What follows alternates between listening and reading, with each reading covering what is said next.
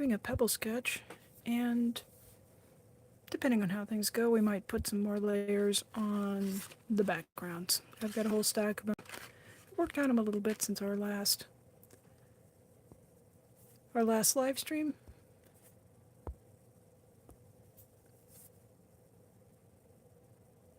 So those are getting closer to being ready.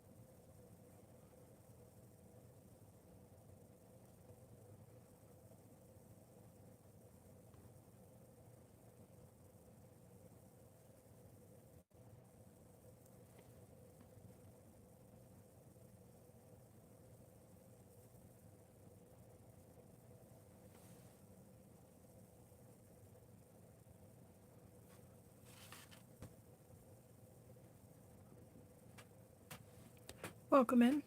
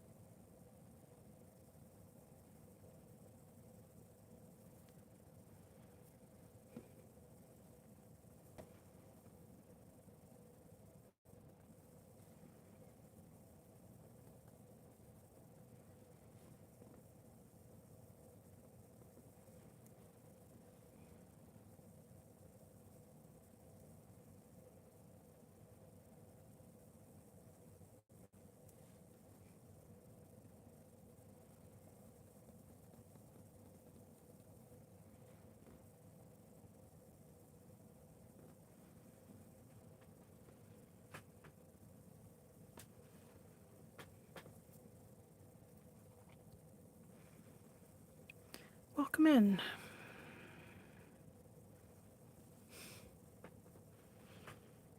Good to see somebody in the chat. How's it going?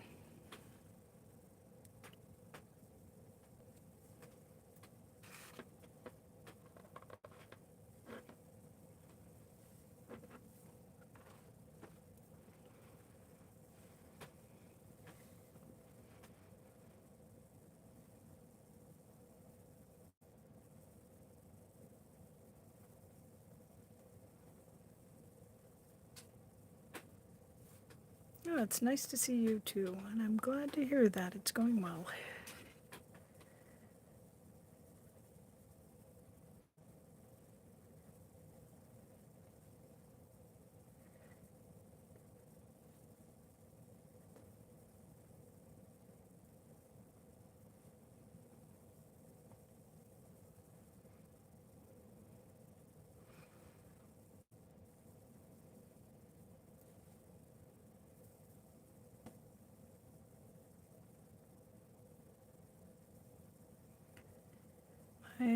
My contractors didn't show up today, and then I realized that I let them start work without getting a copy of the written estimate.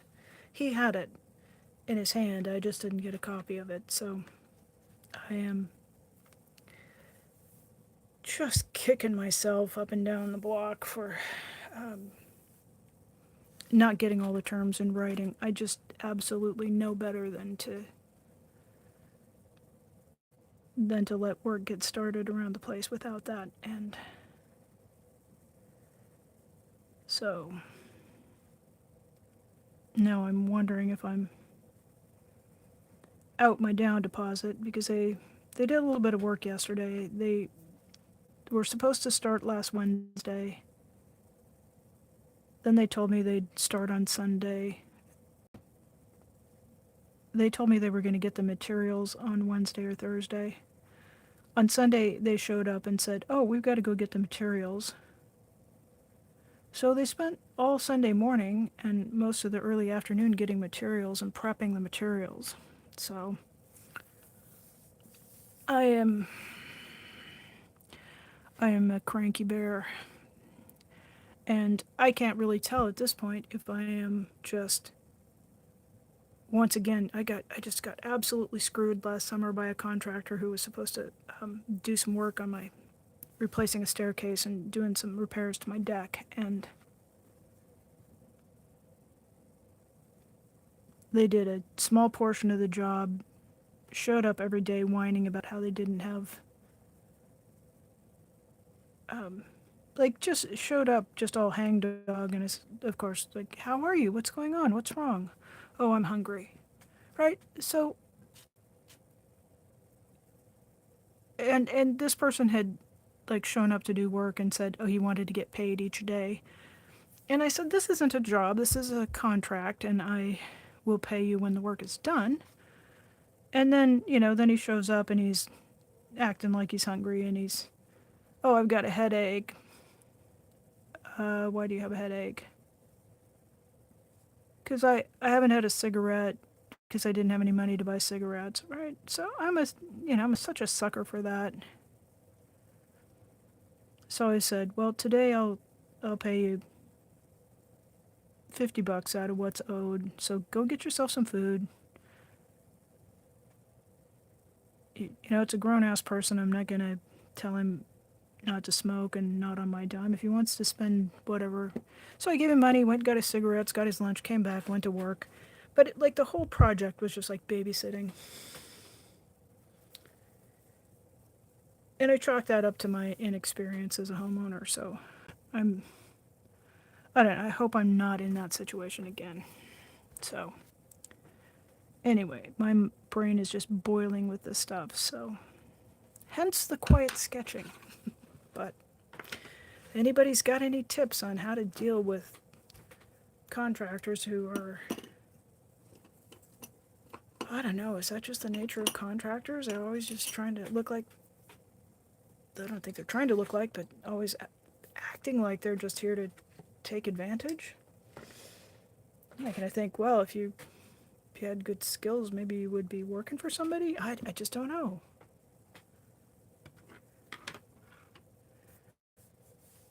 Yeah, that's what I'm like. Well, and what about for materials though? Because I had the job was supposed to take 3.5 days, and I was talking to the guy, and he said usually he likes to get a deposit up front for the materials. That seems reasonable. But then he shows up with the materials, and he'd said he was going to buy plywood for this job, and I standing there looking at it, and he kind of looks at me, and I said, "Oh, yeah." The look on my face is because I recognize that as fiberboard. That's not plywood, and their performance is considerably different from one from the other. So you had said plywood, so I was expecting plywood. And he said, "Oh no, I just meant like flat stuff to cover the surface." And then he showed me the other side, all primed, um, and I questioned whether the underside should also be primed, and he said, "Well, it's not exposed to the elements. It's for skirting, so it's it's underneath, and it." Uh, I don't know if I was doing the job, I would have. Yeah, I don't know. It looks like it's almost like it looks like T111, but not quite. Yeah, and you know, here's the thing that my dwelling is quite ancient, and it's been grandfathered in where I live, so uh, they I won't be able to sell it. Uh, it'll get pulled out of here as soon as I vacate it because they want to update all of the units to a certain standard. So, like realistically, like looking at that fiberboard, it's probably going to last longer than the rest of the place. So I just kind of went, all right, fuck it. I let him know that I knew that what the materials were, and that I expect specificity when he describes the building materials. And the paint he bought at least was outdoor paint and not indoor paint. So now if we can just get him to show up and do the rest of the job. So I don't know. Um, I did ask him yesterday for a receipt on the materials because he did want kind of a hefty deposit to cover materials, and um, that didn't seem unreasonable to me. But I know in other cases, like if it's actually a contractor and not because he's working as a handyman, not a contractor. That's my other mistake. Because a contractor would give you a legitimate bill with receipts for the materials, and they would have the capacity to carry that to the end of a 3.5 day job.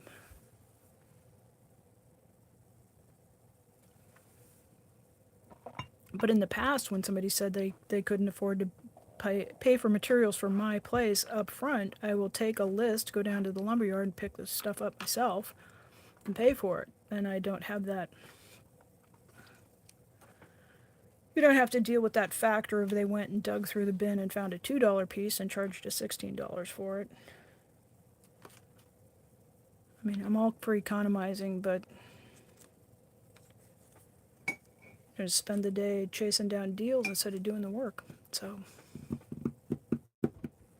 anyway, it's always something.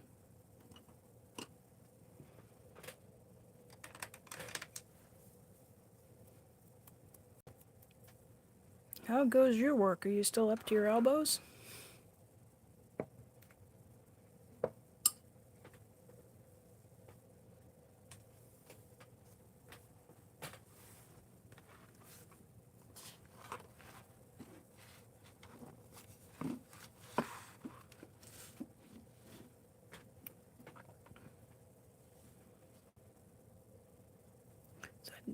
I don't usually go.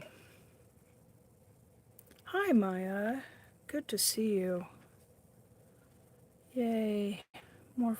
Another friendly face. Um, no, I don't, but I was waiting for a spot to slip into, and like we've got live streams of somebody sitting and drinking and somebody driving down a highway, and I finally just went, F it. just, I'm gonna turn the camera on because I was just trying to get myself in a better headspace.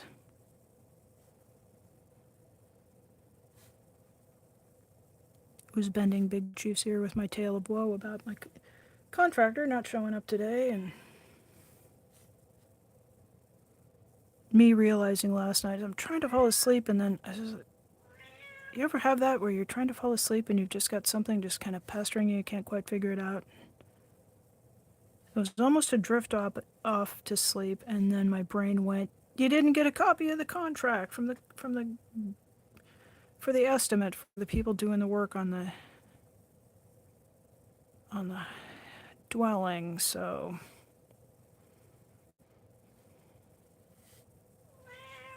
then I was wide awake. Hey, buddy. Can you guys hear the talking kitty? It is not fourth meal time for you. Not yet. Nice try, though.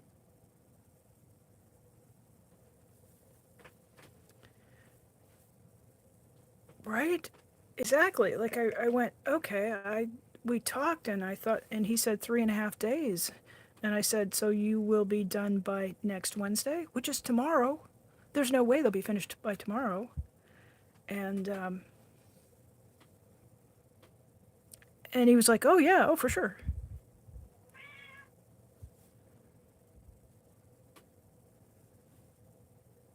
They're not even 20% of the work done, so that's not going to happen. And then my understanding was 3.5 days in a row. So this work a day and then not show up and not get a hold of me to let me know what was going on.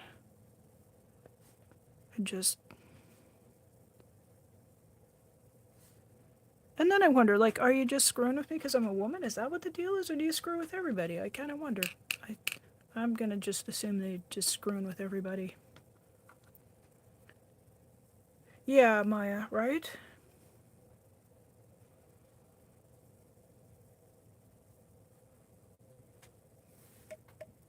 And the other thing, Maya, is that I realize that the people that, like, I see who shows up here and who doesn't, so.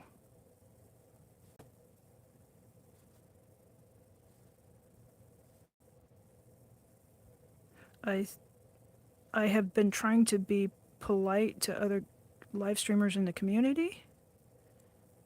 And if you're the only person standing there holding the door, everybody else will just walk through. I'm not saying I'm going to be rude and impolite, but I'm just going to stop being having so much trepidation about not stepping on somebody else's toes. Because, for one thing, the people in the chat are not, those chats are not the people in this chat for the most part. I get you good diehard art fans, so.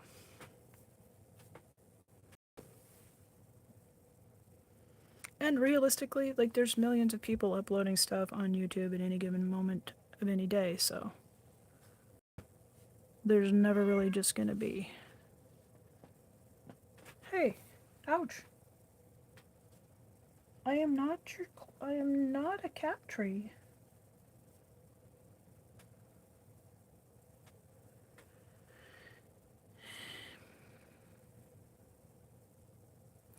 Witness, it's been a minute. It's lovely to see you. How's it going?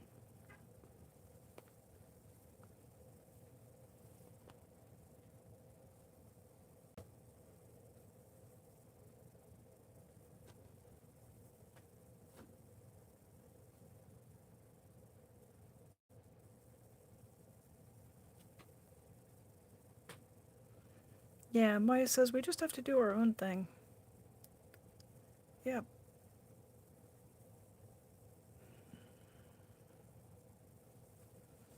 That's right. It's a little bit challenging though. I think when I was young, I was just brash. Like, I didn't even stop to look. If I just wanted to make a move, I made a move. And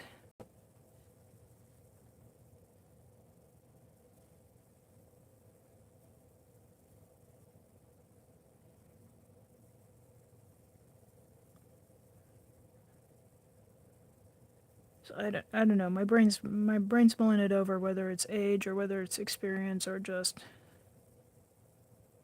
the world is different. The world is certainly different now. I mean, this decade than it was when I was a teenager or in my 20s. Yeah, 20 something me would have said, I'll go first. You all see if you can keep up with me. But, um, life has a way of teaching us a few lessons if we proceed in that brash manner. So I think at this point, if I'm gonna be at the studio and I'm gonna be working, then and the phone is charged up, I'm likely to just put the phone in the bracket and go ahead and share that. And if folks want to come in and join me, then it's cherries on the whipped cream, right? Because either way, I'm just like hanging out in my studio doing art. So that's gonna be a good day, no matter how you slice it. What do you guys think of the yellow? I don't usually work in yellow. It's a bit different.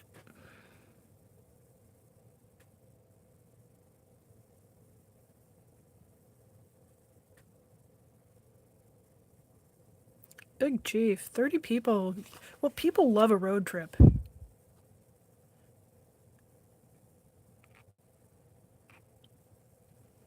Yeah, I don't think I was necessarily. Maya says she was never an "I'll go first" girl.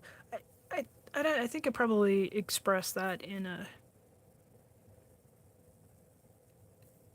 an unskillful way. Like, I just don't think I had the awareness to look around me and see if there was some sort of social pecking order, and um, whether or not it was the right thing or the polite thing to go. It was just if I was set to go, I'd, I'd get on with it. And then I guess a few times you blunder and you get in somebody else's way who had a rightful claim to go first. I don't know. I just had this image come in my head of like being at the reception with the Queen of England, and then I notice there's tea, and I go, "Oh, I'd like tea," and so I just go over and get tea. It just doesn't occur to me that the Queen should go first. uh, More of that kind of stuff, I think. So I don't make as many of those kinds of mistakes. I hope. But I can't even imagine. Especially since she's no longer with us. That would be an unpleasant room to be in. Oh, golly.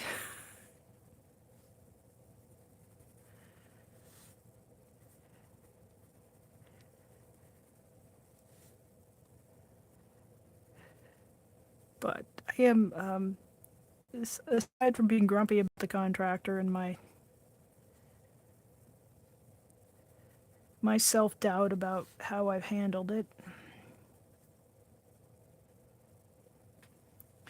it's been a pretty good day. We've had some court cases go favorably and some charges dismissed, and I always like some good news around the parts. Right? Especially because the tea at the Queen's reception. Maya says, oh, she would probably go before the Queen too. Because that's going to be good tea, right? And those tea cakes and those little finger sandwiches, they'll really be, be top rate.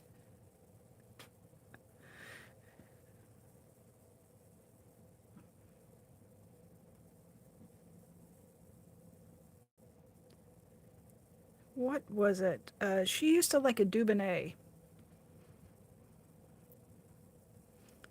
which I've seen, but I've never had. But someday. I'll be in a fancy bar, and perhaps that's what I'll order.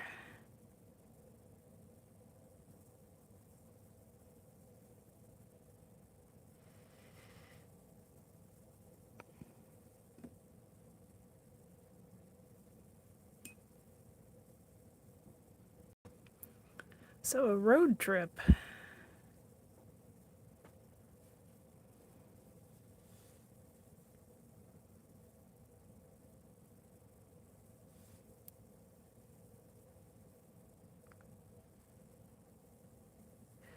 Maya says she hates tea. I'm baffled by that. I mean, there's certainly some teas that I've had, and they're bitter, and but if you can make your own tea, you've got the tea bag and the hot water, and then as soon as I said tea bag, I know 6 of you are just going, "Oh, not a tea bag." Loose leaf. Give me loose leaf tea or give me death. When I was in England and stayed in a B&B, the tea that they provided for us it was steeped so long, it was really bitter, and if that's how you always had tea, I can see why you wouldn't like it. I prefer mine really lightly brewed.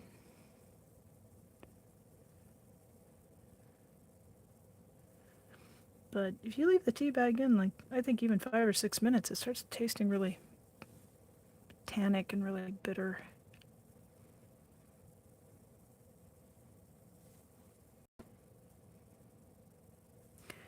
Um, like many Americans, I was pretty much a coffee head, but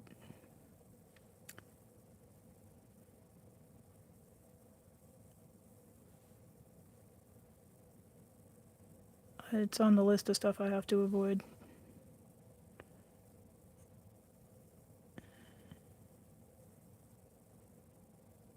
If I'm making it, I know it's decaf, but if I go through a drive-through, we have a lot of drive-through coffee, little coffee stands, and even if you order decaf, they're liable to give you whatever's closest.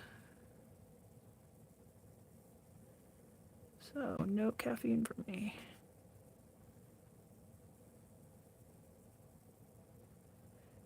Oh man.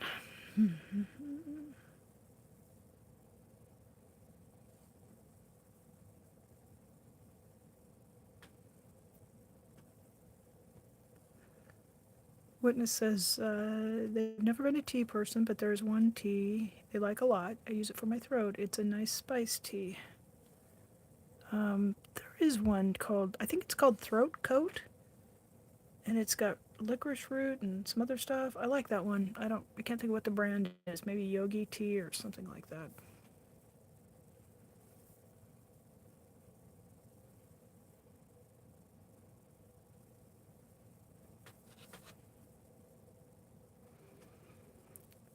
So, are you a coffee drinker, Maya?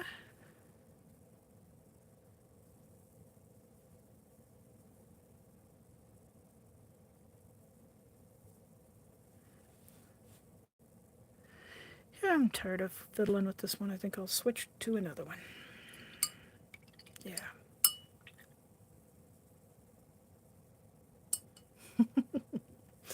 You know the tea for colds that has echinacea in it, purple coneflower.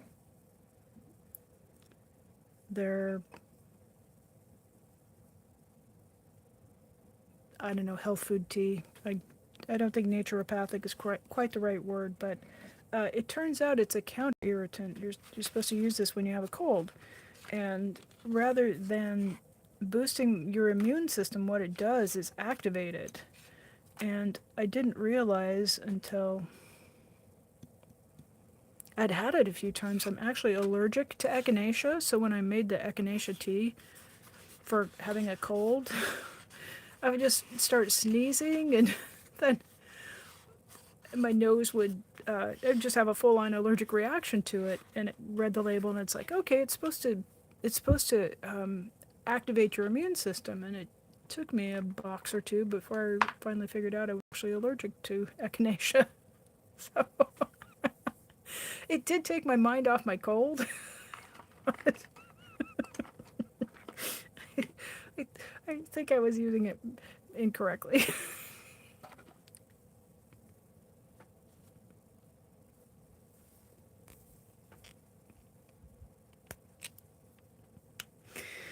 uh,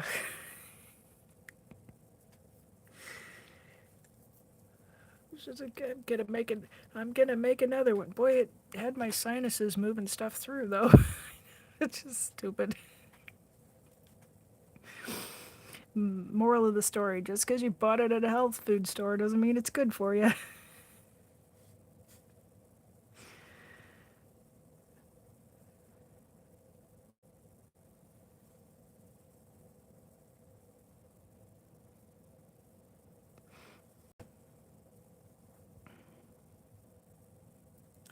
Back to what Big Chief was saying about running a live stream on a road trip and then having a looking up to discover there was quite a high count of people along with you. It's, I will admit I've watched more than one stream um, of the like the truckers, the 18-wheel, the big tractor trailer combos. So there's a few of those that stream their trips, and it's kind of soothing. But once winter comes, there's a train line in Sweden, and the engineer streams just the tracks ahead of the train. I'm pretty sure it's a passenger train, but it moves through, and I love to watch it once the winter comes because you paddle this landscape that's covered with snow, and it's quite beautiful. So I can't blame people for tagging along on your road trip, Big Chief.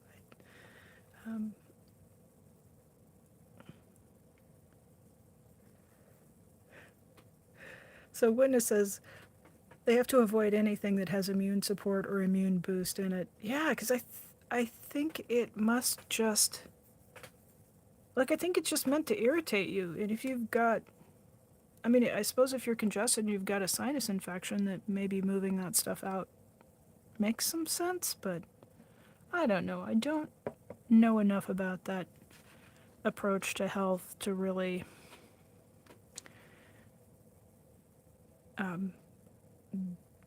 I'd like to understand what's happening. I feel like I can participate in my health care if I know what's going on. And not understanding how that modality is supposed to function. And especially coming from the Western medicine perspective of,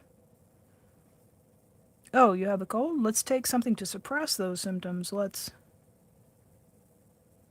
take cough syrup and suppress the cough. So anything that enhances it is a little bit alarming to me. It's just, I guess it just has to do with perspective.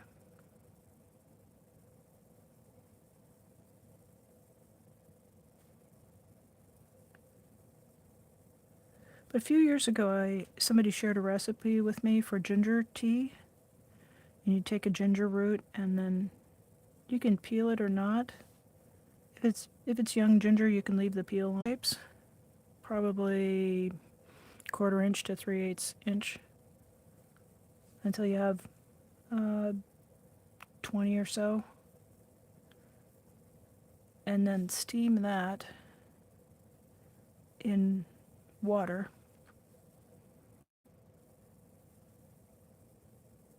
And you can taste it. I usually steep it, kind of just get it to a boil and then turn it down so it's just barely boiling for about half an hour. And it makes a tea that's nice, and it's spicy, but it doesn't doesn't burn your tongue. You don't want it that spicy. You just want it to be fragrant and flavorful. And then I add equal parts fresh lemon juice and honey. And it is really soothing to a sore throat. And it will help unplug your nose, and it tastes really good. And I like it cold too, so I will take it out of the pan and put it in the refrigerator. And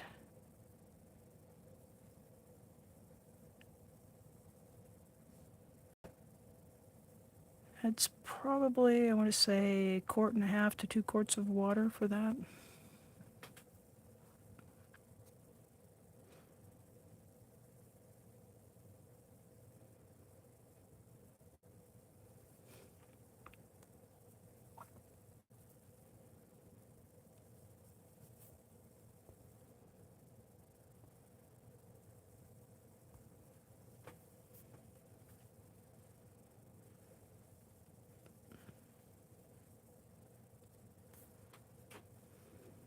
Yeah, I think Americans are more prone to take stuff that suppresses symptoms, like cold medicine that would dry up your sinuses, or um, have an antihistamine ingredient.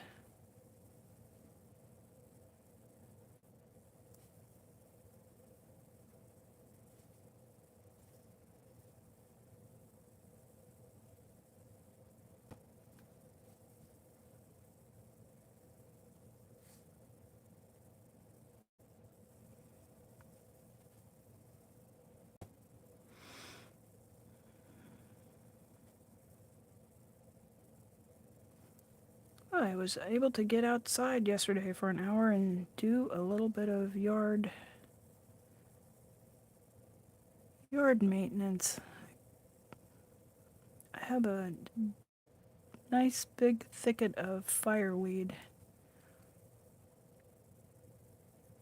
which reminds me of Alaska, because there's places in Alaska where there's not a lot of wildflowers, but this beautiful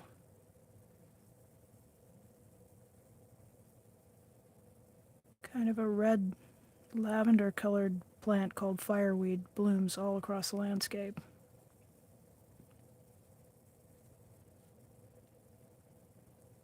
And since it's October now, it's finished blooming, and it was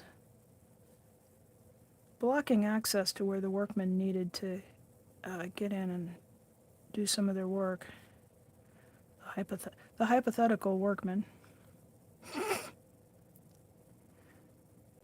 Anyway, that was the first time I was able to go out and do some of that. It was kind of satisfying to get it cut back.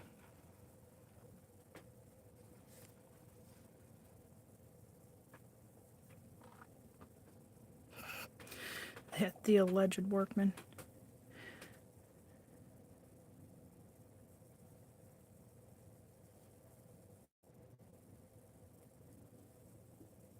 So I let it go today, but if they don't show up by 9 a.m. tomorrow morning, they're getting called.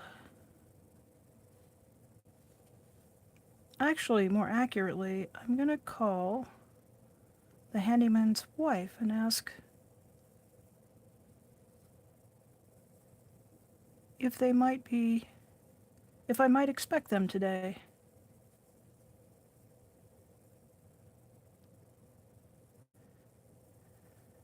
Because that's the kind of passive-aggressive bitch I am.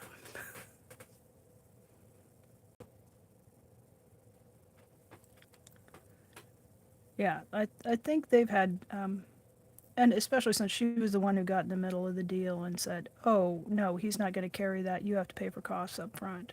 All right. And I just smiled and I said, okay, well, anytime we're going to talk about the contract from here on out, all three of us need to be in the same place at the same time. Because I'm not going to negotiate a contract and then have the terms of it be switched up and have arguments about it. I don't. If the two of you are not on the same page, then the two of you need to be at the same place. And it's okay, I don't mind dealing with two people.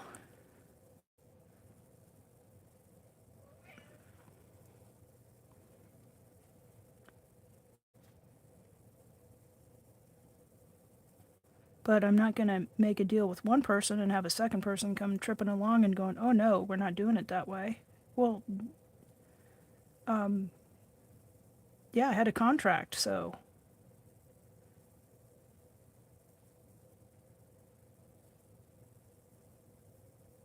I expect exactly that it will be done that way.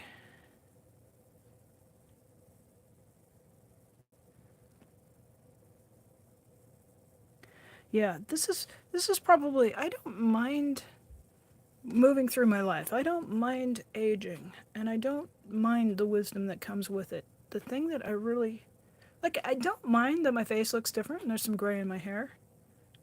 I don't love that my body, isn't a young person's body, but that happens to everybody. It's not I'm not getting I'm not getting singled out for that. But the part that really just chaps my ass is that there are some things I could do when I was younger. Like if I was 20 or 30 or 40, I'd just be out there going, pretty sure I can um pretty sure I could get this wood cut to size. I'm pretty sure that I could undertake this project. And it would look like I did it myself, and I would be okay with that. But at this point, like there's just no way I can tackle this project. So I have to rely on somebody to do it. That part of being older, that part just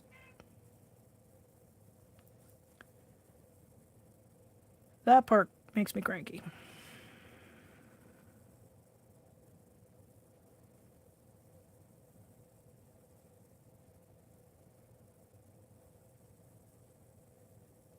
Yes.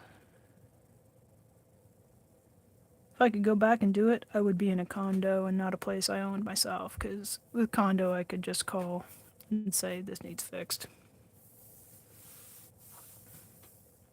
Exactly, we are not as wise when we are younger. Well, witness, I'll tell you, ask for it in writing, and then don't forget to actually get the contract in writing. Still, I just feel like an idiot for. I absolutely know better. I mean, that's day one, week one of law school. Get it in writing. And not that there's not verbal contracts or oral contracts or a lot of other ways to get into a business arrangement with somebody, but it's always easier to sort things out when you have formalized it in writing.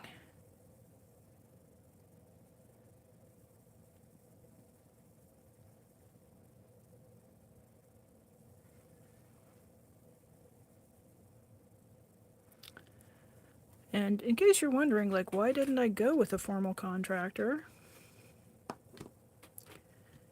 Because I got bids on this project, and one of the bids was $15,000 for this, which is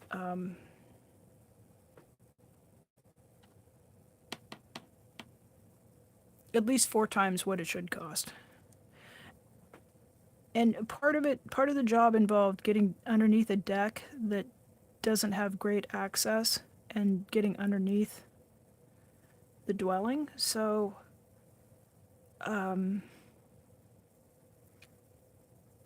that's not something they can see until the estimator comes out on site. And then when they come out and see that, it was pretty clear to me from the change in attitude over the phone of, yeah, we do that kind of work. We do that. That's what we specialize in. We love doing that kind of work. And then they came out, and like you can just gauge by their demeanor and their looks on their faces. And as you're talking to them and they're pointing out, oh, well, we'll have to access this in this way. And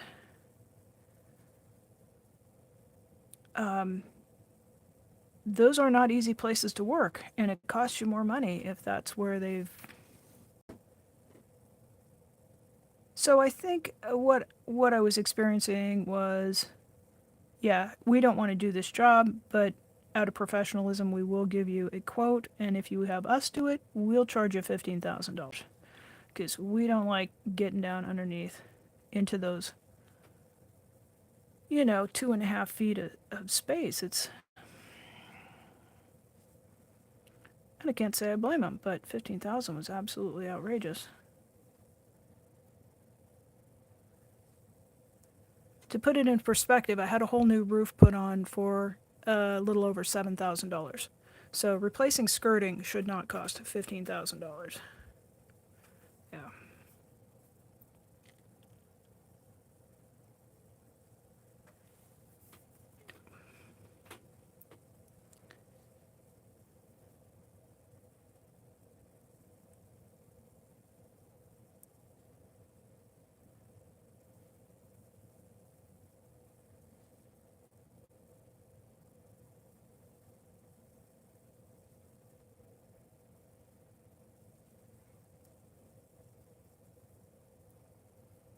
It, the contractor that did the bid for the $15,000, and they sent me a little. Uh, well, it wasn't a flyer. It was actually kind of personalized, and they said, "Oh, we noticed that you have this work on this other project that could be doing, and we'd be happy to come out and give you a bid on this other work," which I thought was kind of funny. Like they had a lot of hustle, but like, and they had also really good recommendations. I'd seen their work, and they've done really nice work. And I think part of how they get known for doing nice work is not taking jobs that are kind of rough to start out with. So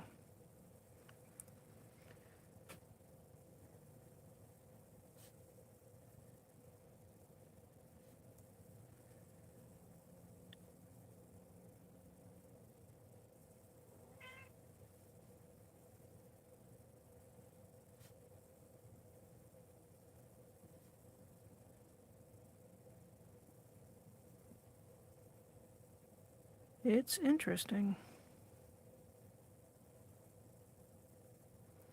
I do like the part where I'm not in an apartment and there's not somebody on the other side of the wall, fighting with each other or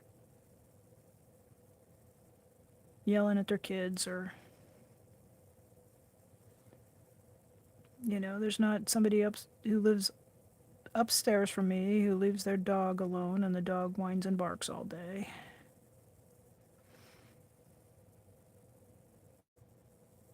So I just have to remind myself that there are advantages of owning your own place and having your own walls. And every now and again, I guess I have to suck it up and deal with a handyman or a contractor.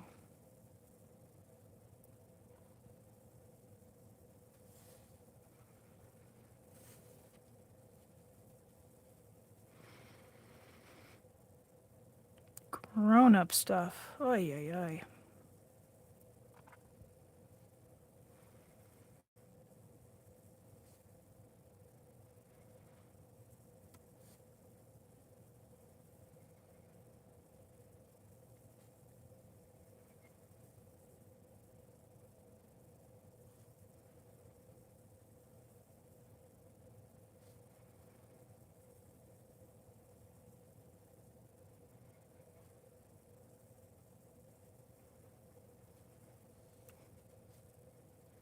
I reckon if I was living in a condo, I'd probably have some condo horror stories too. Those condominiums just strike me as the worst of both worlds because, at least where I live, most condominiums are built like an apartment building, but you own it, and then the condominium organization takes care of the grounds and the external parts. But you're still living communally in some ways, like there's somebody on either side of your walls. So you have those pressures of living in close quarters.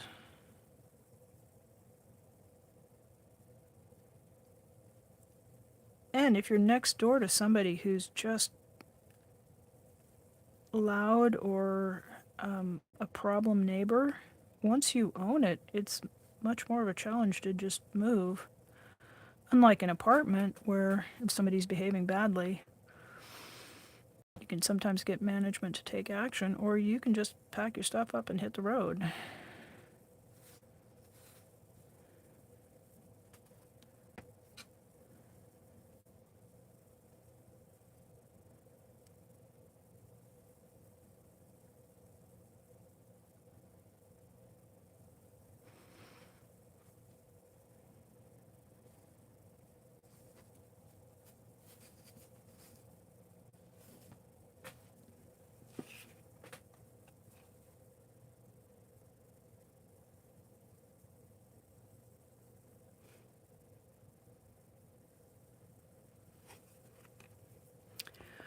Maya,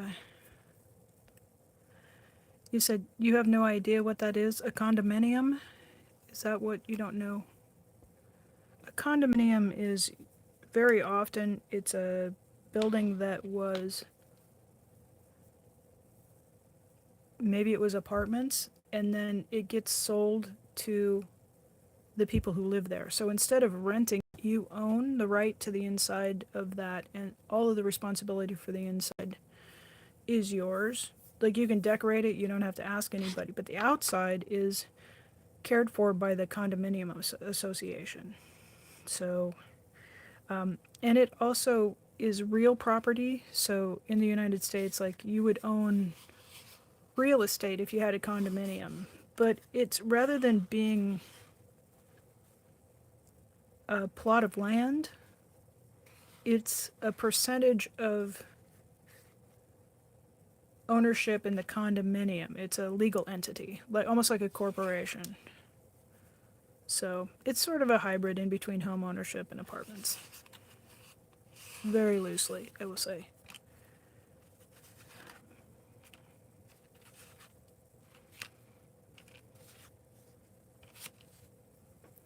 So yeah, yeah, changing the roof. Yeah, I was living here for about 5 weeks, and we had a big storm, and it got underneath. I have a membrane roof, and it just got a little bit of an edge lifted up, and the wind got underneath of it and just peeled it off, and I could hear it up there just flapping like a big plastic tarp.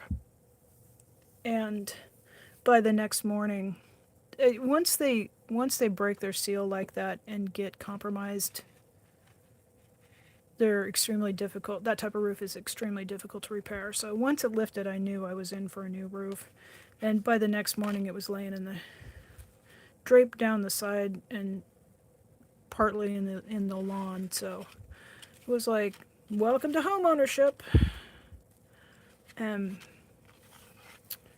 I was pretty lucky in that I found a good company that came out very quickly and had a terrific crew that just did it. They worked quickly and they did some repairs to the roof that were underneath that membrane roof and charged a very fair price. And then, you kind of hold your breath until the next rainstorm, and the next rainstorm came and everything held, and I haven't had any problems with it. So they're good when they're up and they're intact, but once they start to go, they kind of just. Oh, okay. Well, um,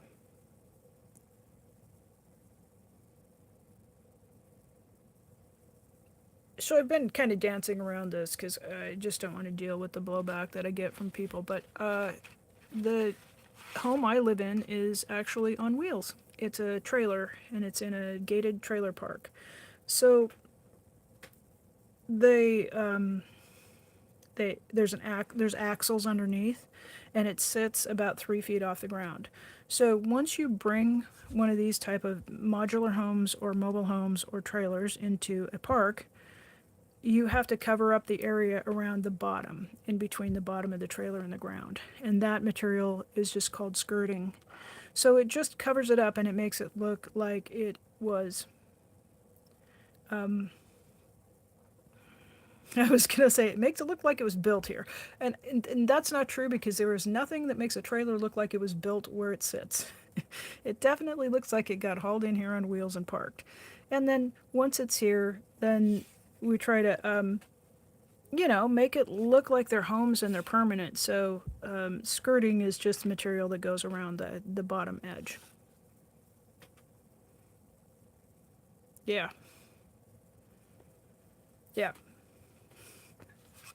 And in my defense, I picked this up for a for around $10,000. And the apartment I moved out of was close to $2,000 a month in rent. So in less than a year, I own this sucker. Uh, in less than a year from when I moved in, so I've owned it for quite a long time. And I don't have a landlord who lets himself into my apartment like I had where I was before. So, there's some good things to it. It's cheap, and it fits with my sensibility of using things up until they are fully used. And I like to call this beauty a classic because it it's been here for quite a while. It came right from the factory to this park and got put on the site, so it's not been hauled around or moved. And yeah, and it's enough space, me and my cat, and I don't have to answer to anybody, and I can manage everything that I need to deal with. And um, I've lived big and I've lived small, and I would rather live economically. So that's what I do. And now you know.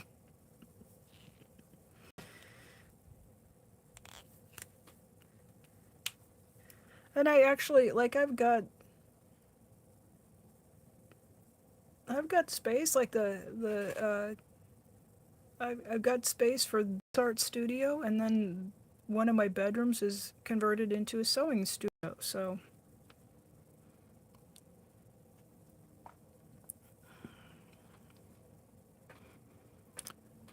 I guess it works.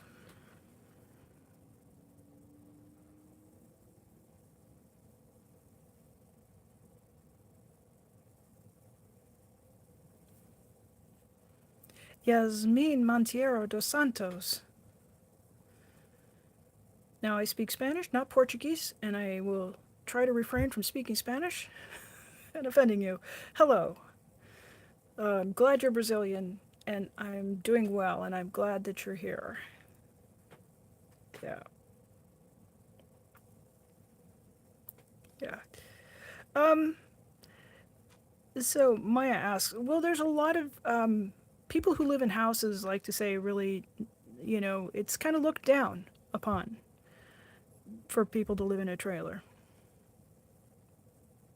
And there's a lot of grades. Like I will say, like mine is a vintage one that had the kitchen upgraded because there was a fire, but the rest of it has not been restored. It's got the same like wood paneling, and I mean it's classic. That's what I call it. It's a classic. Yeah. Oh, so you're using a translator to for your comments? Ah, yes. I make these cards.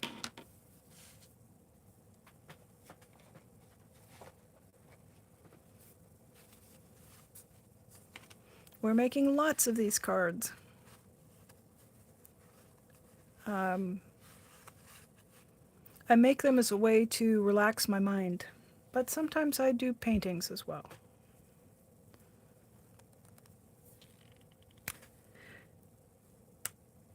Yeah. It's a little bit complicated, Maya. The the stratification of home ownership um, versus people who live in homes that are not stick built houses.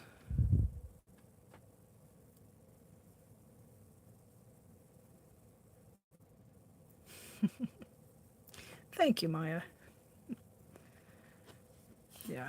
I think the last person who was making fun and saying something, there's a phrase that we hear kicked around, and that phrase is trailer trash.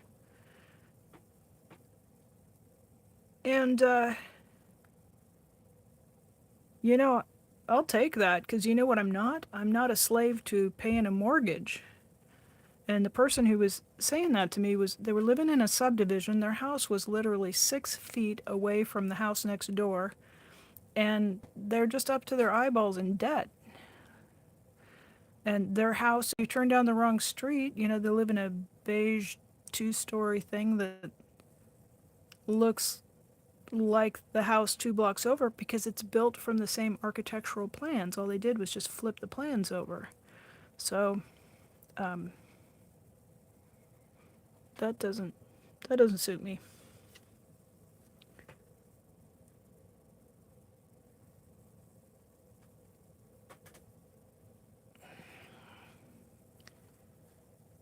Yeah, I can't shame a person who doesn't have any shame about what they're doing, and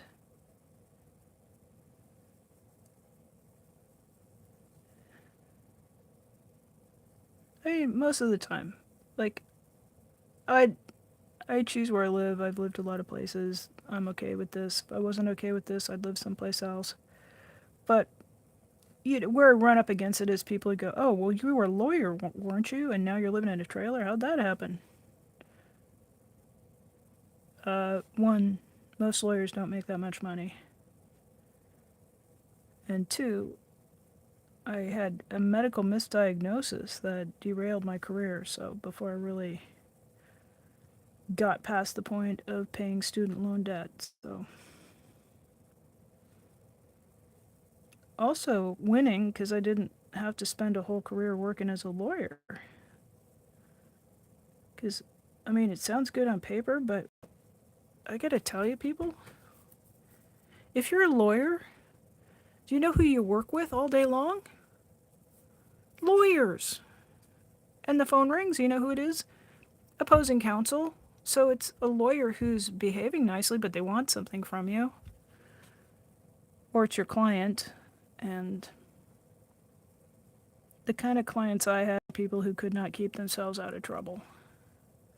You get very few cases that walk in your door and you just go, well, that was a miscarriage of justice, and this is going to be good work to do to help get this person out of the trouble they're into. Usually, it's somebody who got themselves into trouble, and very often it's not the first time. The firm that I worked for did a lot of drunk driving defense, and when I was newly hired, those were the cases that got kicked to me. Oh, gosh.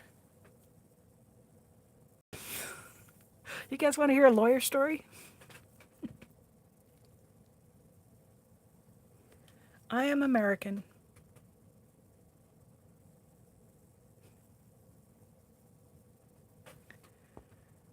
Oh my gosh. My renting actually, um,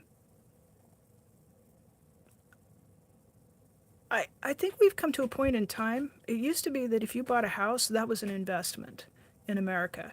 But I think we've come to a point where people are sinking more money into their houses. They're not able to sell them and make money.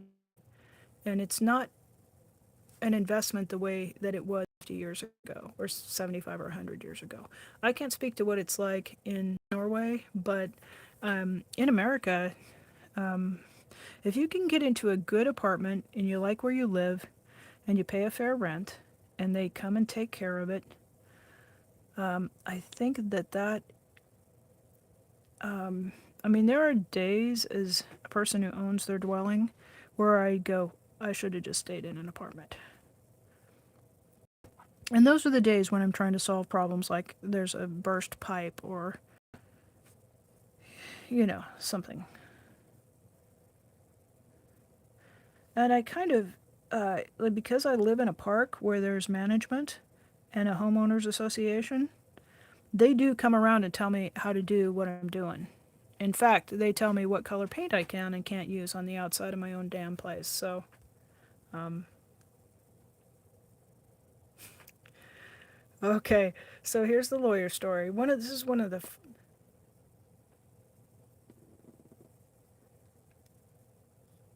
Yasmin. Yes, I like many different kinds of art. I like knitting. I wonder if this is translating for her, or if it's just translating Yasmin's. Because Yasmin says she's using a Gail Byron. Thank you. Yeah, I've been going for about an hour and 15 minutes, but there was a lot going on. So, yeah, and this is actually um, an unusual time of day. I'm usually kind of on in the mornings or in the overnight hours, so don't feel bad. I'm glad you said hello. It's good to see you. Yeah. So one of the first cases I got as a new lawyer, well, I'd been clerking and I'd been working while I was in law school too, so it wasn't my first case, but it was um, one of the first ones that I was assigned by this partner, and he did a lot of criminal stuff and trial stuff, and one of the bread and butter things was drunk driving defense. And so he kicks this case down to me, and I take a look at it, and I get the evidence on it, and there's a videotape, and it was dash cam.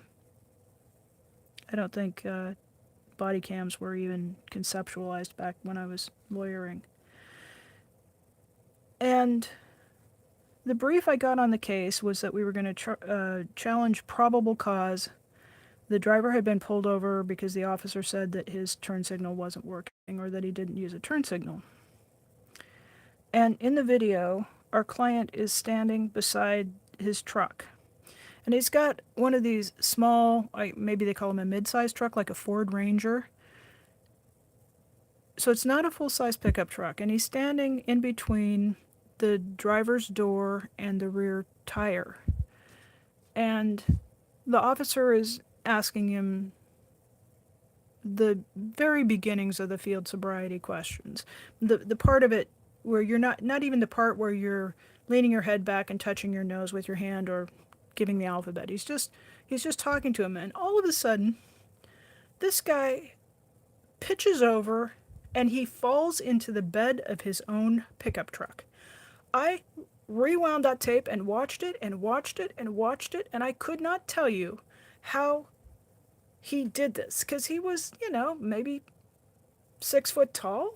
He wasn't super tall, and he had kind of had his hand on the bed of the truck, and all of a sudden his upper body just goes over the edge of the side of the bed of the truck, and his legs go flying up in the air in a cartwheel, and this guy is so drunk he falls into the bed of his own pickup truck.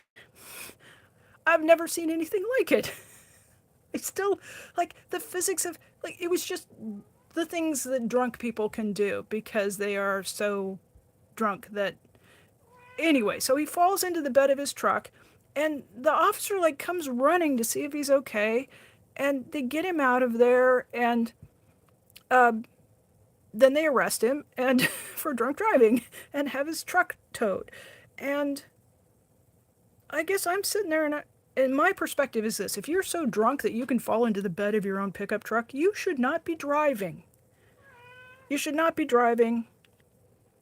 And you should definitely not be in our office for the third time on a drunk driving ticket and wanting us to get rid of this because you failed to use your turn signal. Or, yeah, it was just, it was absolutely ridiculous. I go up to the partner's office. I said, I just I'm not feeling this one at all. I think our client was just dead drunk. It's a damn wonder he didn't kill himself or kill somebody else. And why are we're working that? We were working that hard to do it because everybody deserves to have a defense. Everybody does. That's just our legal system. We have to do it. And sometimes your client is a guy who's so drunk he falls into the bed of his own truck.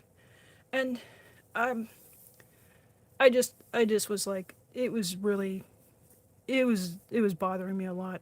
And I wanted to pass it off to one of the clerks or another associate. And this is what my boss said. He said, you know what, this guy has he's had any number of moving violations where he got pulled over and they couldn't quite, like the guy, maybe the officer hadn't passed the most recent alcohol uh, detection class, or maybe his breathalyzer was not working that night or whatever. He got a bunch of tickets, right, that were written for lower level offenses, and he knows the laws, and he knows he's not supposed to drive drunk, and the laws don't stop him. But the first time he came in my office, I charged him $5,000, and I told him if he did it again, I was going to charge him 10. And you know what he did? He went out and he did it again. And when he came back the second time, I charged him $10,000. This time, we're charging him $20,000. And I'm having a talk with him about what it would cost him to have a taxi take him everywhere for a year. And I'm guessing that he's not going to want to lose money like that, and maybe that'll stop him from driving drunk. Like, my boss genuinely felt like that was the right thing to do, and it just seemed so unethical and so sleazy. And yeah, so I started looking for a job with another firm. But it's just, Yasmin, thanks for coming in. Yeah, thanks for coming in. Yeah, I'm sorry. It's just, I don't know how well we translate to Portuguese, but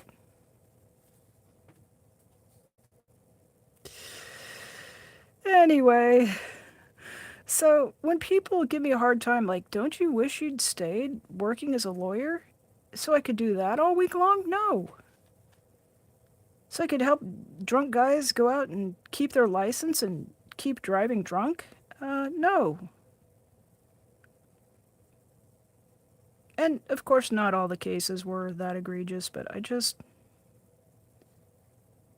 like, that one really sticks with me as something that I just had to suck it up, go downstairs, and do what my boss told me to do.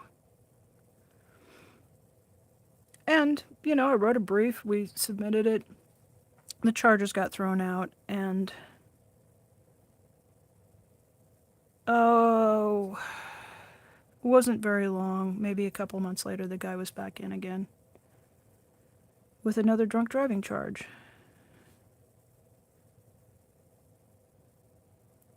So we have a lot of that in Oregon. We really don't have much coverage in rural areas for mass transportation. And I think that's changed because now we've got Uber and Lyft, and that's pretty much everywhere. But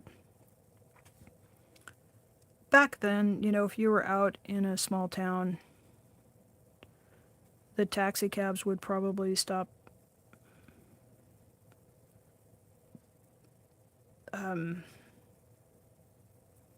Like, a taxi company might just be one guy, so when he went to bed, he was done for the day. And you couldn't just go catch a bus or catch a tram because there just aren't available, so.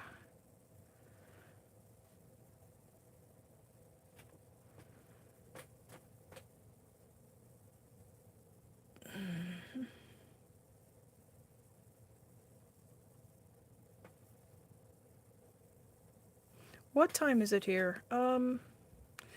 Let's see, it's probably about 10:30 at night. I'm West Coast United States. I'm in Oregon.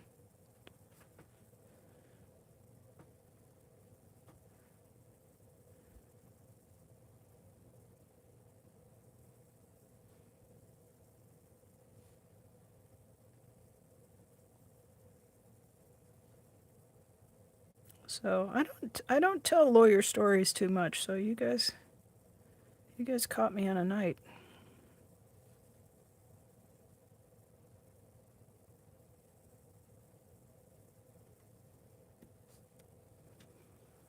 Yeah, when I was still an active member of the bar, I would have never been able to. Probably shouldn't even still tell that story, but you know, I gotta think the guy shouldn't have been so drunk he fell into the bed of his own truck.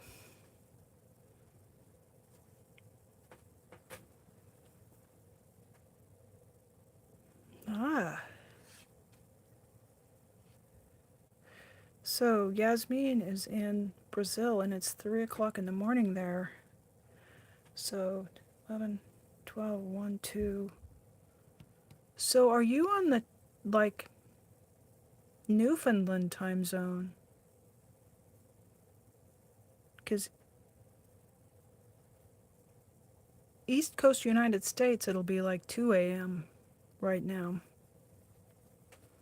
I think that's really cool that you found a way to, or YouTube somehow, you've got translations going on.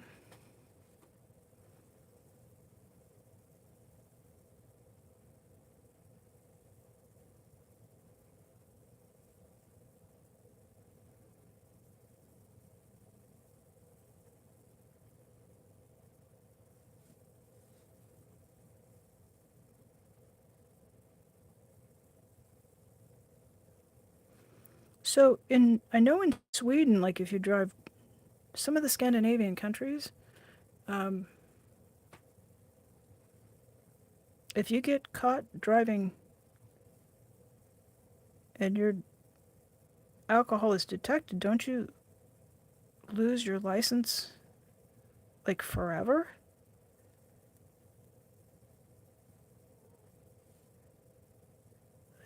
Like there's no fooling around with that. And it takes a lot, like probably 20 drunk driving arrests or more before you would lose your license here in the United States. Uh, Witness, it was. I'm glad you stopped in. It was good to see you. Thanks for hanging out. Thanks for listening to my goofy stories.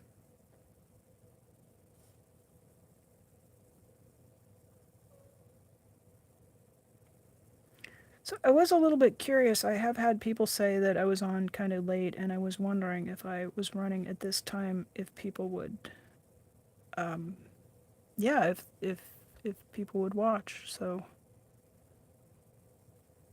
I think my chats where I get 15 or 20 people are the ones that I run about 4 a.m. my time.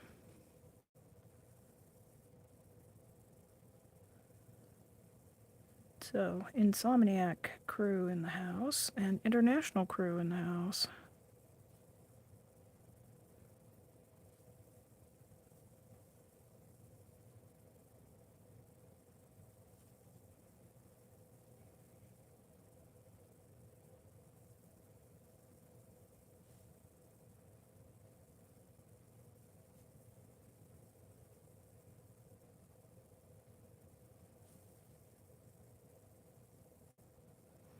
I really do. I think I have a favorite here. I like the purple ones, but I think I really like the blue and green ones. They are the most calming.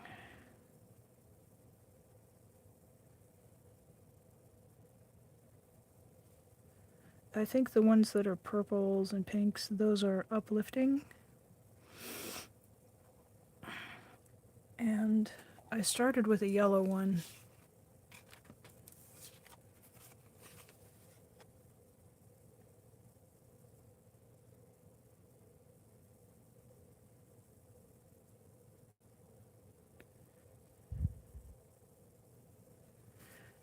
Yasmin, I'm very, very old.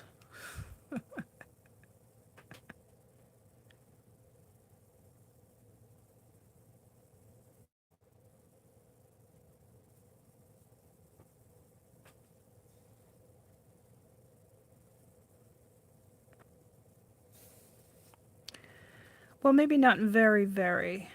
Um,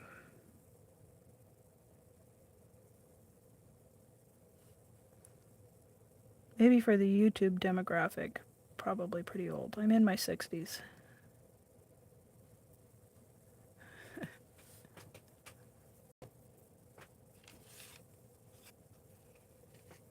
That was the one I started with tonight. So people in my chat chose those colors. Sometimes I'm painting, and sometimes I'm tracing the pebbles. Tonight I'm tracing pebbles, but um, when I'm painting, sometimes people will pick the colors and we'll put 3 colors on and see where we come out. But we had a lot of yellow in the group the other day, so.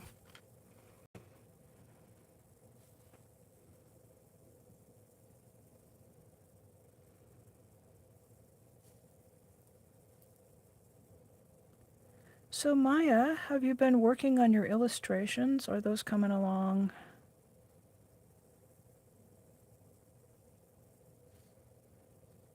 I was thinking of you the last couple of days. I know you've been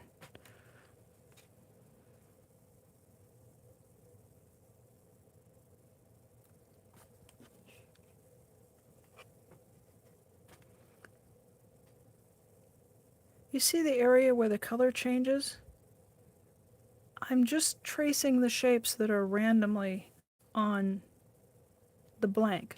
So each blank will look different and the pebbles will look different depending on where the colors are. So the pattern is on the paper itself, and each one is going to be a different pattern. Okay. See, like this one, the pebbles are big and different shapes, and that just has to do with the way the color was on the paper.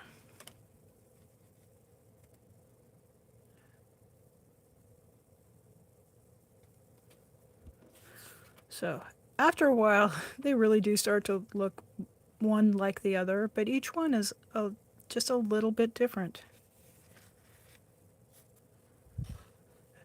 I just try to outline that color area, and you can see in this one, like this area is peach colored, and there's yellow and a brown and maybe a few white. So I look for a shape on the page and I outline that shape.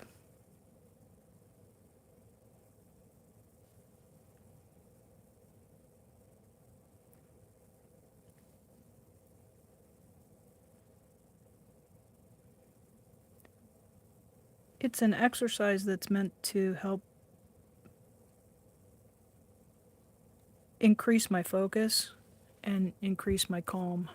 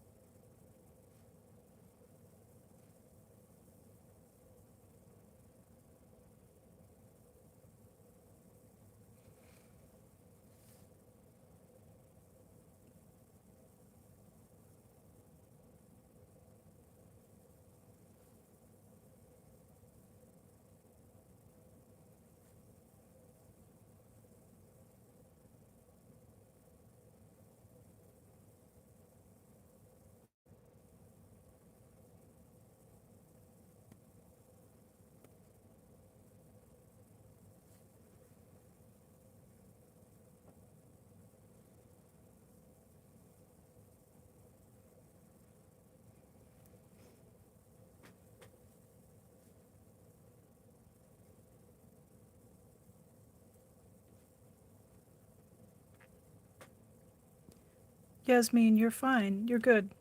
You you didn't offend me. Exactly. I do it because it brings me peace. That is exactly what we do. Yeah. No, I start with blank cards. We start here and then add a little bit of paint. Maybe add another layer.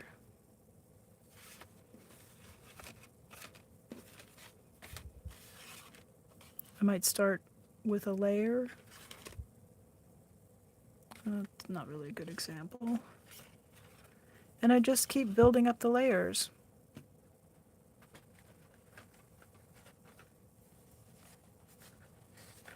Yeah, some of them, they might start here. And I use watercolor paint and I also use these guys.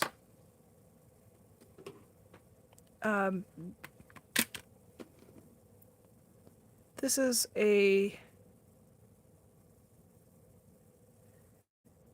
a pencil that actually, let me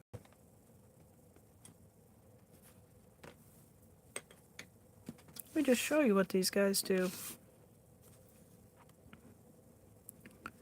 So it goes on like a crayon.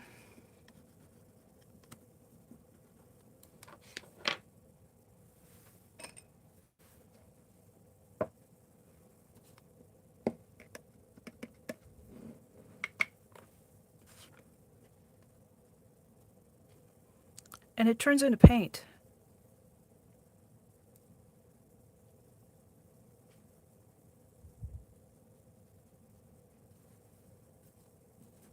Isn't that fun?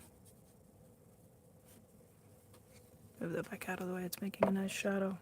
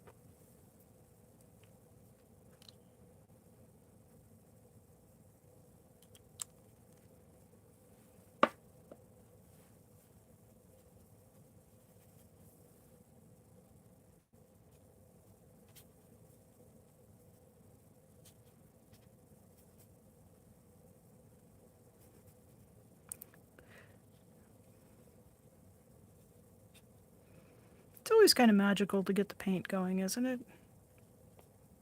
And it's very soothing to trace those pebble outlines, but this part's pretty fun too.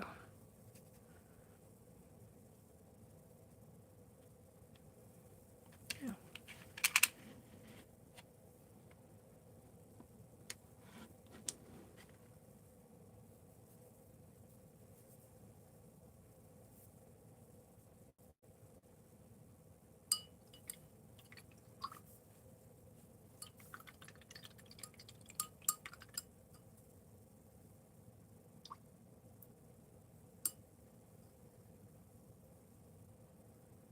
Yeah. Maya, can you type out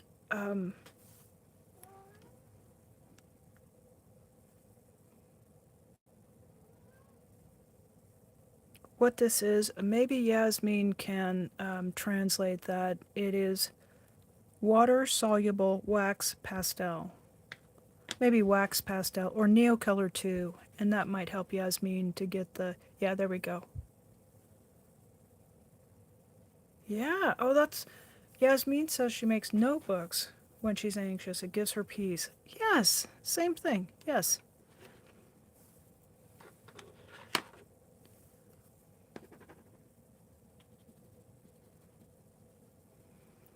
So, it's this, it's not chalky, it's very, it's waxy, it's more like a crayon than a chalk.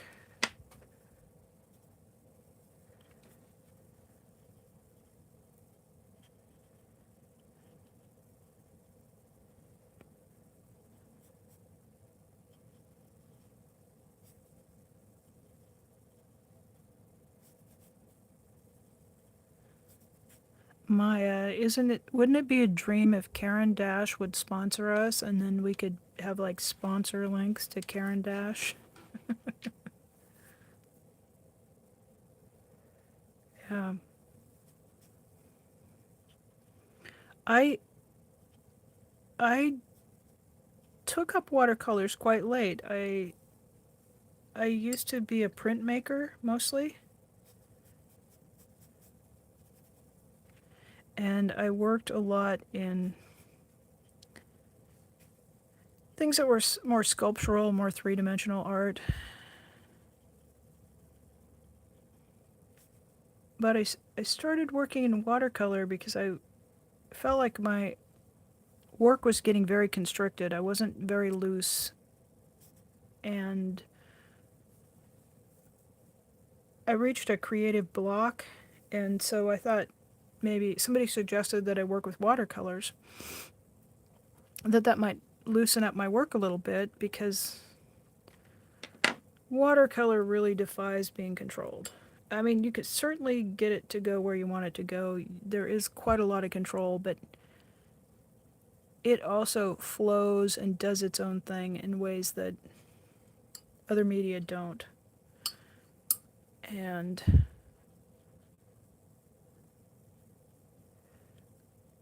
I really fell in love with the way that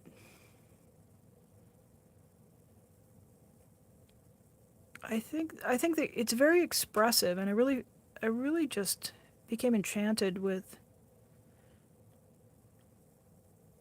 the things you couldn't predict until you put the brush and the water and the paint on the paper, and it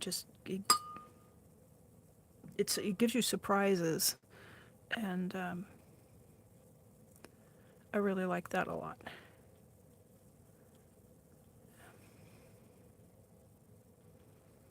Yeah, so we do some of that.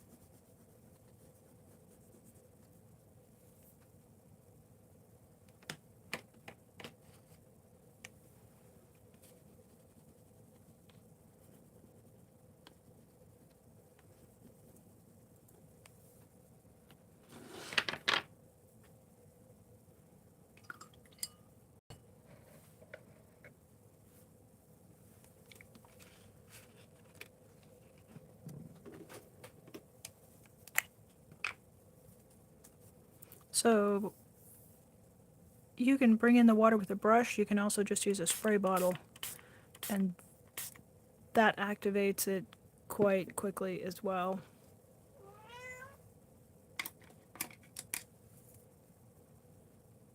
Hey, kitty. Hi.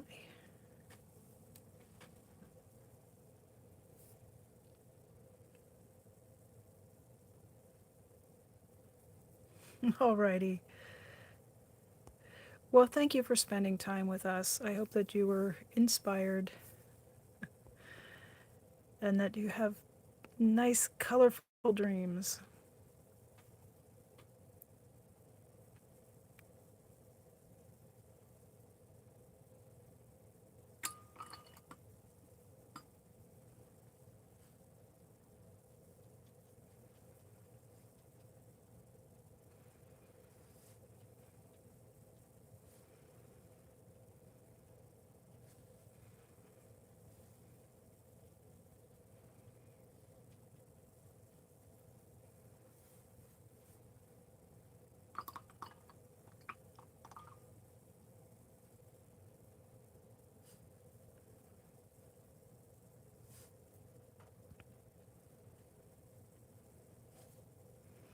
Yeah, if you subscribe, Yasmin, I don't know if you've, well, you're chatting, so you would have subscribed. So I do quite a few posts in my community tabs.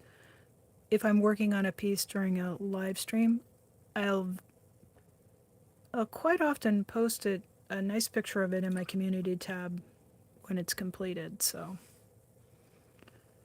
sometimes it looks like a big wet mess, big colorful thing, and so if you're curious about seeing it later, be sure to check the community posts, because it quite often they show up there.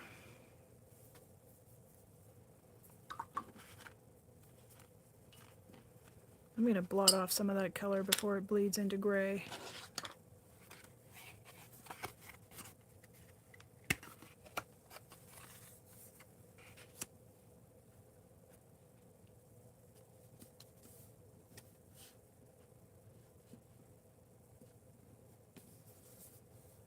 fabric paint. Nice. I used to work in batik with fabric dyes quite a bit, but it is something that takes rather a lot of space. So I just managed to basically take almost all of that paint right off of there.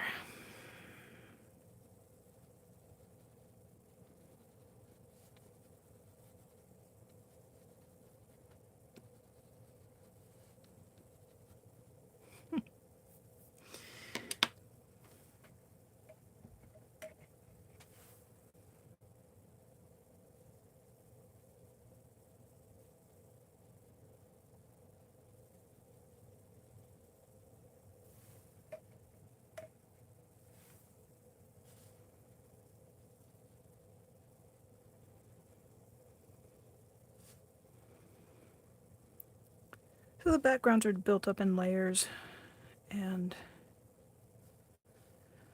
some days it goes very smoothly, and other days I have to remind myself it's just a piece of paper. And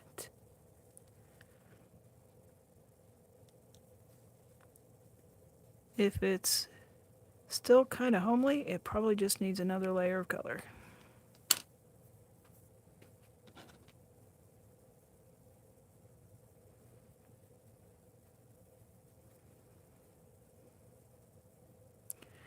Ooh, cadmium orange. I always forget how powerful that is.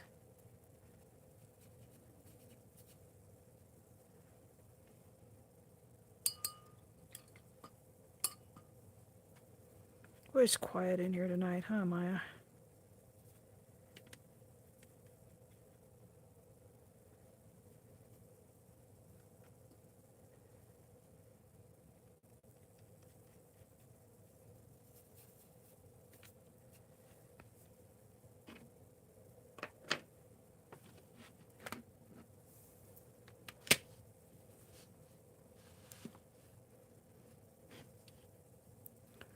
So I'm mixing some cadmium orange and some gamboge.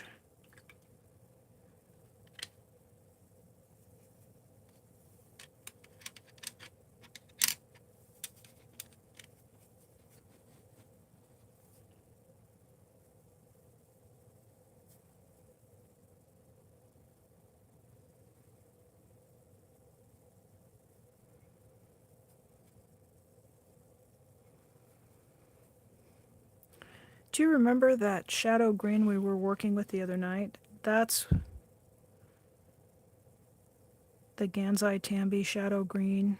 That's what I've been working with on this. And I made, I want to say 3 or 4, and almost all of them, the blanks that I'm working with that had the shadow green on, I'm struggling. It is powerfully neutralizing. It's just brings a real gray cast to everything. So I like it on its own. I will probably do a painting with rocks using just the shadow green. But when I get it mixed in with other things, it mutes it down an awful lot. So they don't, the Gansai Tambi do not come packaged with the pigment colors on them, but it was available on the website. So I'll have to go back and look and see exactly what pigments are used to formulate that, because almost all the Gansai Tambi use 2 or 3 pigments. I think ultramarine was the only one that just only had, what is it, PB5 or PB7, that's ultramarine. Everything else was a mixture. So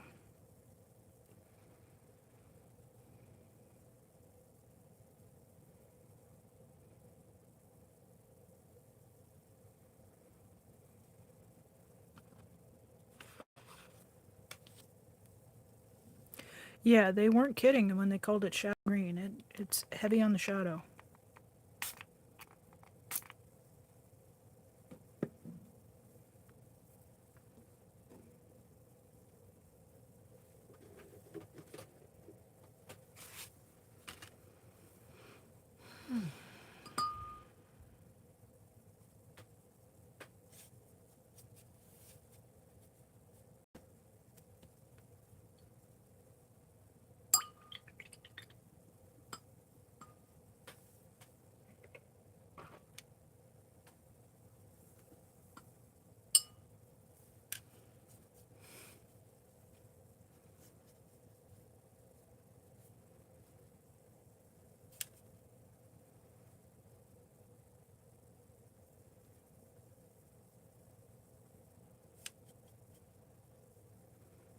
This gamboge is really has a wonderful golden cast to it, and it's not as overpowering as the cadmium yellows.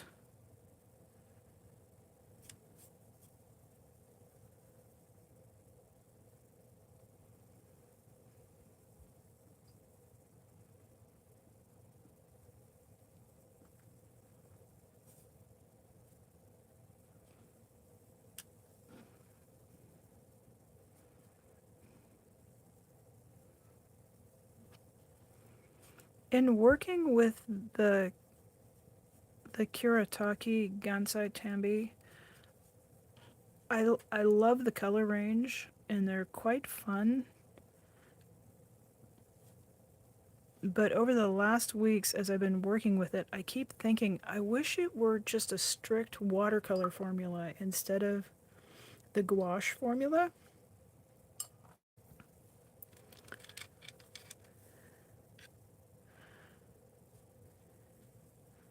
And I don't think Kuretake makes just straight watercolors. They make inks and gouache that have a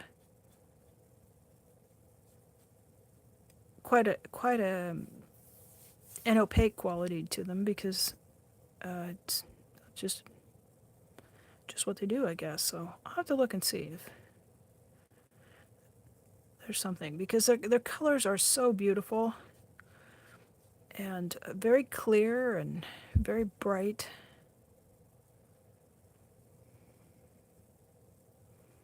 And you know, I need to spend another $200 on paint, as we do. Yeah. Um, Maya says cadmium colors are opaque. I'm. They do tend to be have more opacity and be more opaque than other watercolors. One thing that I find is that there's not any subtlety to them. The hue is in a very narrow bandwidth, and there's not.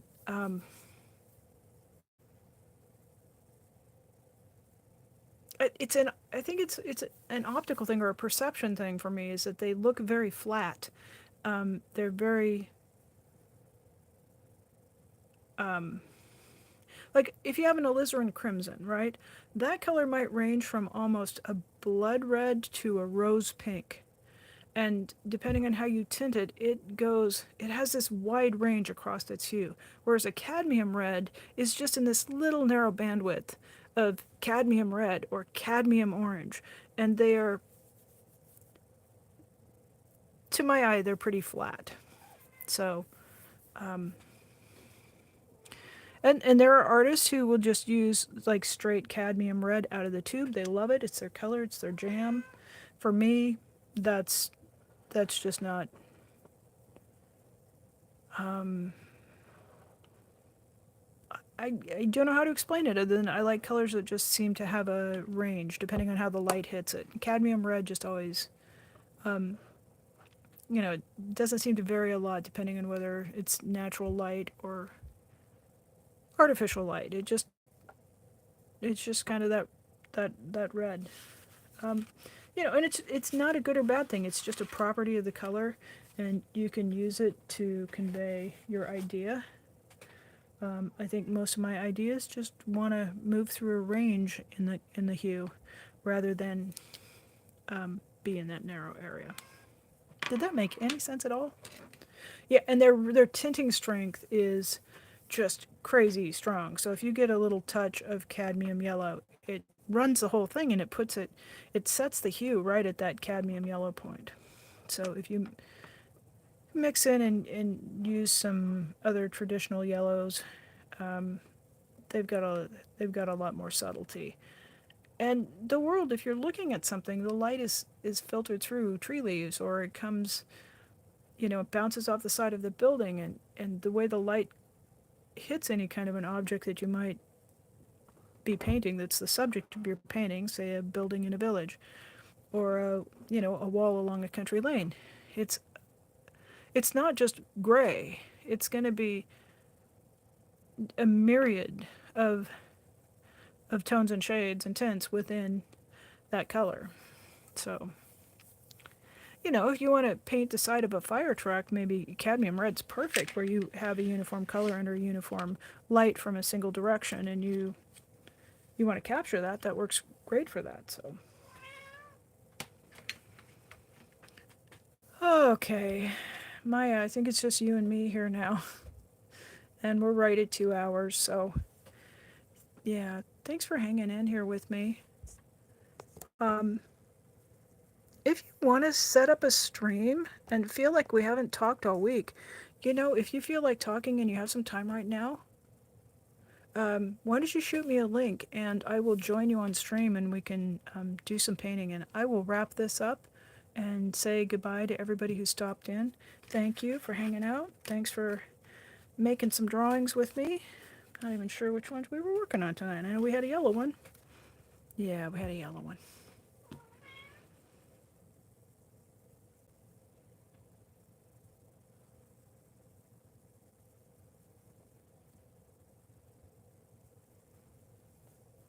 And I will see all of you lovely people on the next one. Please take some time to be kind to yourself, and uh, don't take guff from your contractors.